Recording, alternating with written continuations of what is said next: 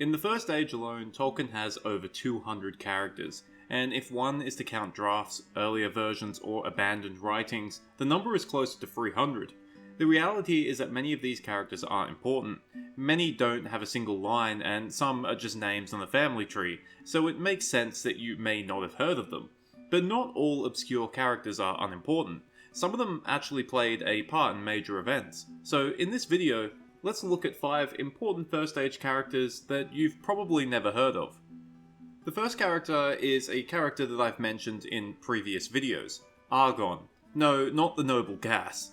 Argonne was the 4th child and 3rd son of Fingolfin, the longest ruling High King of the Noldor during the First Age. Very little is known about his character, and he only played a role in one major event, the Battle of Lamoth, when Fingolfin's host was ambushed by an army of Morgoth's orcs shortly after arriving in Middle-earth. Argonne was the one who turned the tide of the battle. He carved a path through the orcish army and personally slew the orc commander, only to be surrounded and killed afterwards. His death was not in vain. With the death of the enemy commander, the Noldor soon gained the upper hand and utterly destroyed the orcs. An interesting fact about Argonne is that he never would have been known as Argonne during his life. Argonne is a Sindarin name, and Argonne died before he could ever use that language. Therefore, he was known as Argonne posthumously, and his actual name was Arrakano. If you've never heard of Argonne before, it's because he, and for that matter, the Battle of Lamoth, never actually appear in the Silmarillion. He was a late addition to Tolkien's Legendarium, an addition that Christopher never added into the Silmarillion. Thus, he only exists in the peoples of Middle-earth.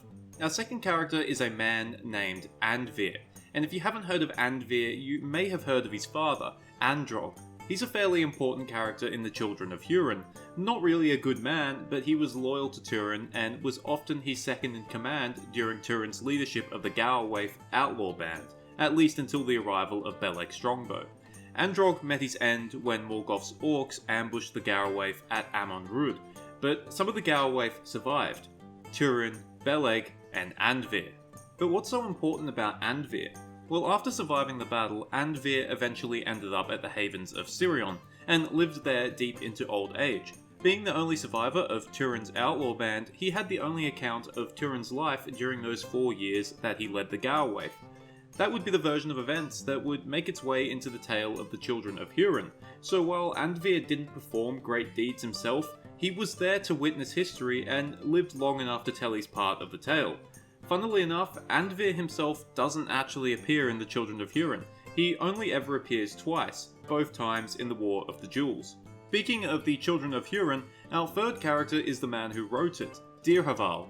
Haval was a man of the House of Hador who lived in the Havens of Sirion during the darkest years of the First Age. He was a writer and a poet, but only ever completed one tale, Narnakin Hurin, the tale of the Children of Hurin. Haval compiled the tale from interviewing many different people who had met Turin, refugees from Dor-Lomin, Doriath, Nargothrond, Brethil, Gondolin, and the aforementioned Andvir.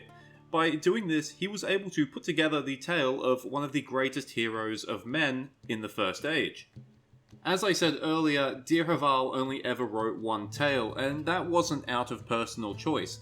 Unfortunately, like so many others, he was slain during the third kinslaying at the Havens of Sirion in 538 of the First Age.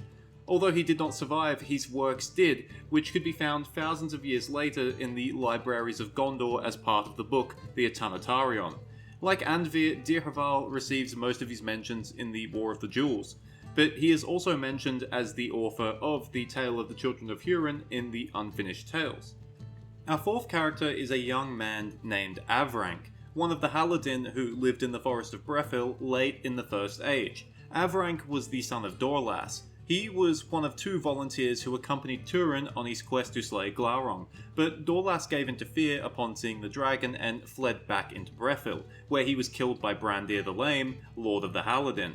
Thus, young Avrank was left without a father, and he ended up closely allied with Hardang, who became Lord of the Haladin after Turin slew Brandir. 2 years later, when Hurin arrives in Brethil, Avrank is very much hostile to the old man, remembering the darkness that Turin brought on Brethil. In fact, Avrank suggests that Hurin should be killed right away. As harsh as it may be, this ended up being sound advice, because not long afterwards, Huron would help spark a civil war in Brethil between Hardang and Manthor, one of Hardang's cousins. Hardang is relatively unpopular and is killed during the fighting, leaving Manthor to assume the mantle of the Lord of the Haladin. But before that can happen, Avrank shoots Manthor for siding with Huron. With Manthor's death, the male line of the House of Haleth is extinct, and Avrank claims the lordship of Brethil. However, with the civil war and the worsening situation in Beleriand, Avrank doesn't get to rule over much. Many of the surviving Haladin flee to the mouths of Sirion, and those who remain are mostly independent of his authority. Avrank's fate is unknown, but if he lived into old age, he would have lived long enough to see the beginning of the destructive War of Wrath. Avrank and the tale of Huron's wanderings after his release can be found in the War of the Jewels, and nowhere else. Christopher later expressed regret that he never included that chapter into the Silmarillion. Our last character is an Easterling, one of the few named Easterlings and perhaps the only Easterling that received some level of characterization, and his name is Lorgan. Lorgan is an Easterling lord who benefits from Morgoth's victory at the Battle of Unnumbered Tears, and ends up as the Lord of Doloman, ruling it from at least the year of 488 of the First Age. He's effective at crushing enemy holdouts and makes Tuor, a future hero of Gondolin, his slave for a period of 3 years, ending in 491 of the First Age. He returns to the history books in 501 of the First Age, now having ruled Doloman for at least 13 years. He appears when Huron, having been released from Angband the year before, announces that he is leaving Doloman. It's worth mentioning that when Huron was released, thanks to Morgoth's deception, both the Easterlings and the enslaved Hadorians thought that he was now serving Morgoth. However, in his confrontation with Lorgan, Huron thoroughly denounces those claims and insults the shit out of Lorgan and his Easterling retinue. Realizing that he's simply a rebel, the Easterlings prepare to kill Huron, but Lorgan restrains them. He's much more cunning than his soldiers, and he realizes that even if Huron wasn't serving Morgoth, then Morgoth must have released him for some purpose that had probably yet to be fulfilled.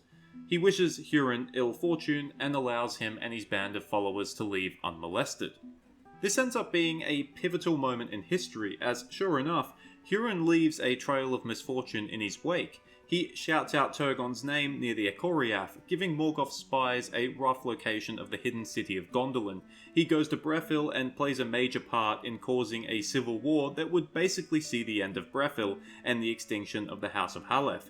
Finally, he retrieves the Nauglamir from Nargothrond and presents it to King Thingol of Doriath. First mockingly, but following Melian's intervention, he presents it as a legitimate gift.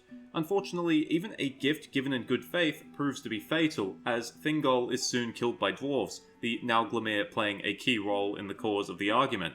In this way, Huron is personally involved in the destruction of 3 realms, either directly or indirectly, and it all comes back to that moment with Lorgan.